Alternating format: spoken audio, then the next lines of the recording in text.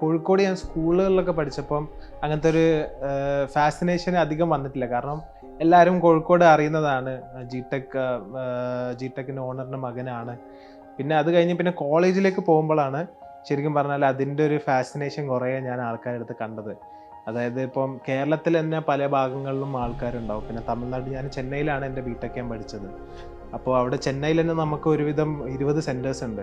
അപ്പോൾ അവിടെ നിന്നൊക്കെ ആൾക്കാർ പെട്ടെന്ന് എന്താ പറയുക, ജി ടെക് ഇവിടെ പോയിട്ട് മരിച്ചിട്ടുണ്ടല്ലോ, ആ ജി ടെക്കിൻ്റെ ഓണറിൻ്റെ മകനാണോ എന്നൊക്കെ പറയുമ്പോൾ ഭയങ്കര ഒരു ഫാസിനേഷൻ തന്നെയാണ്.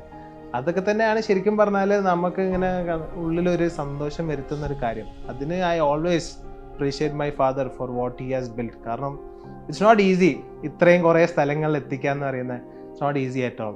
ഒന്നാമത് നമ്മുടെ ഒരു ബിസിനസ് എന്ന് വെച്ചാൽ തന്നെ എഡ്യൂക്കേഷനാണ്. പക്ഷേ എന്തിൻ്റെ education? Technology as we know daily ഇങ്ങനെ ഓരോരോ പുതിയ പുതിയ ഇന്നോവേഷൻസ് വരാണ്.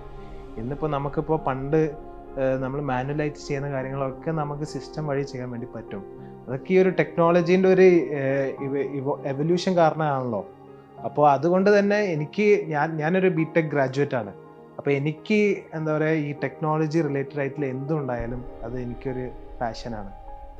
അപ്പം അതന്നെ ആയിരിക്കും എനിക്ക് തോന്നുന്നത് mainly I have that interest in our business. എനിക്ക് ജി ടെക്കിൽ ഏറ്റവും കൂടുതൽ സന്തോഷം വരുന്ന ഒരു കാര്യം എന്ന് വെച്ചാൽ നമ്മുടെ കമ്പനി, നമ്മുടെ ഓഫീസ് അല്ലെങ്കിൽ സെൻറ്റർ ഏതെങ്കിലും ഒരു അന്യനാട്ടിൽ പോയിട്ട് അവിടെ പോയിട്ട് നമ്മൾ ആ ഒരു ലോഗോ അല്ലെങ്കിൽ അതിൻ്റെ ഒരു ബോർഡ് കാണുമ്പോൾ എല്ലാവരും സന്തോഷം. അതിൻ്റെ അടുത്തേക്ക് വേറെ ഒന്നും ശരിക്കും പറഞ്ഞാൽ കമ്പാരിറ്റീവ്ലി എനിക്ക് ജി ടെക്കിൽ വേറെ ഒന്നിനും കിട്ടുന്നില്ല.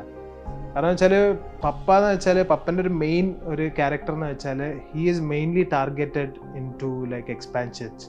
അപ്പോൾ പുള്ളിക്കാരനെ ഇങ്ങനത്തെ ഓരോ നമുക്ക് വായിലും കൂടെ പറഞ്ഞാൽ കിട്ടാത്ത ഓരോ സ്ഥലങ്ങളിലൊക്കെ പോയിട്ടാണ് ഇങ്ങനെ നമ്മൾ ഓഫീസും കാര്യങ്ങളൊക്കെ സെറ്റപ്പ് ചെയ്യുക. അപ്പോൾ അത് നമ്മൾ കാണുമ്പോൾ നമുക്കൊരു പ്രത്യേക ഒരു സന്തോഷമാണ്.